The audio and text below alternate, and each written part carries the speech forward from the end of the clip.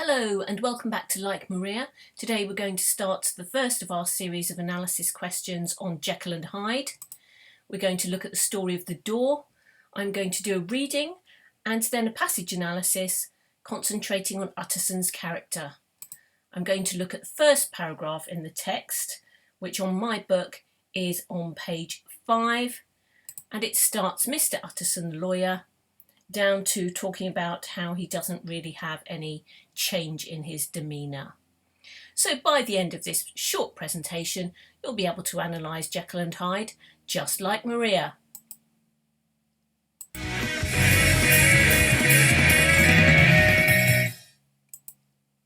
So have in front of you the passage and I'll start reading. Mr. Utterson the lawyer was a man of rugged countenance that was never lighted by a smile, cold, scanty and embarrassed in discourse, backward in sentiment, lean, long, dusty, dreary, and yet somehow lovable. At friendly meetings, and when the wine was to his taste, something eminently human beaconed from his eye, something indeed which never found its way into his talk, but which spoke not only in these silent symbols of the after-dinner face, but more often and loudly in the acts of his life. He was austere with himself, drank gin when he was alone to mortify a taste for fine vintages, and though he enjoyed the theatre, had not crossed the doors of one for 20 years. But he had an approved tolerance for others, sometimes wondering, almost with envy, at the high pressurous spirits involved in their misdeeds, and in any extremity inclined to help rather than to reprove.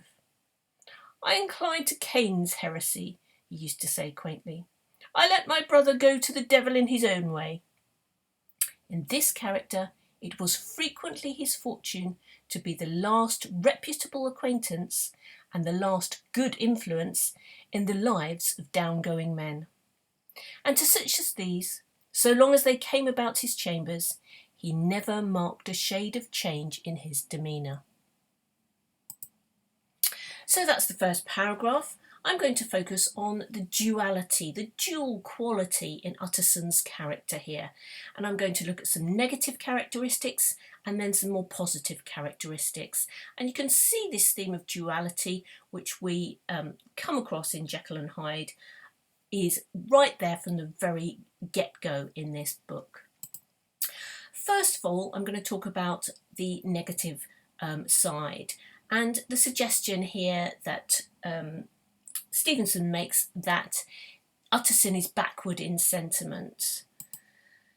Backward in sentiment means not having very many feelings or not showing them. And here we have that he was a person who never smiled. Now this is quite a difficult person, we might imagine. He was lean and long, dusty and dreary. He wasn't out for having much fun.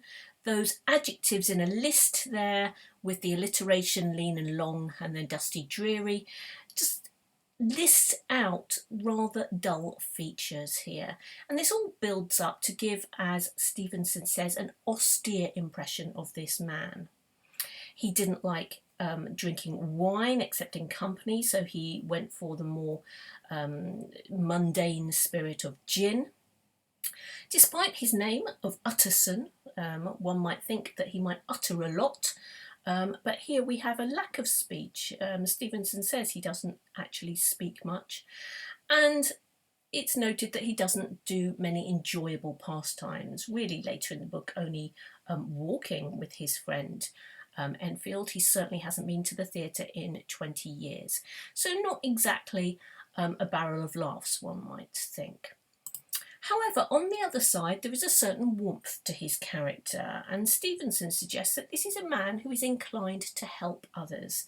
He talks about how he might help others loudly in his acts rather than in what he says. So despite not saying much, he does do good. Stevenson characterises him as somehow lovable. There's something attractive here, something eminently human beaconed from his eye. And this, of course, is preparing us for a contrast with the character of Hyde, who is described in non-human terms as something monstrous. Certainly something doesn't beacon from Hyde's eye. Here there is the suggestion beacon that there is a light in Utterson's eye. He has an approved tolerance, tolerance being something that is a very positive attribute in a character. They will accept lots. There is a little suggestion here that he is almost envious of people who have more light in their lives and more excitement in their lives. Very famously, one of the quotes from Jekyll and Hyde that I'm sure we all learn is talking about Cain's heresy. And here, Utterson talks about this biblical character who allows his brother to go to the devil in his own way. So here he's saying he doesn't get involved in the morality of others. And indeed, Stevenson points out that sometimes this man is a good friend and he's the last good influence that some downward people have. So all of this showing a warmth and a pleasance, even though he was rather a dusty, dreary, dry character.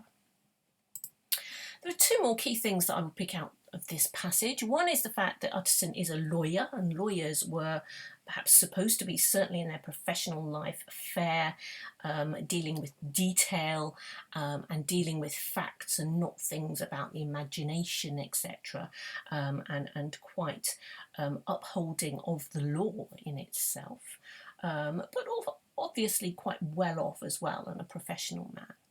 And I think another key thing here is the way Stevenson tells us that he hasn't been to the theatre. He had not crossed the door of one for 20 years. Now, of course, this chapter is all about a different door, but behind that door there is type of a theatre, kind of theatre. What I would suggest is that we have the idea here that Utterson is about to cross the door into a different life and into a theatre, and in fact that theatre is the book and the story that we are going to be told with the characters on stage. So even though we're reading a novel here, it's very much along the lines of introducing us to a character who will be one of the key players and key actors. So there's a quick analysis of that passage. Lots to be talking about that in there, and in particular have a think about this theme of duality that is introduced. So I hope you can go on to analyse some more passages now from Jekyll and Hyde, just like Maria.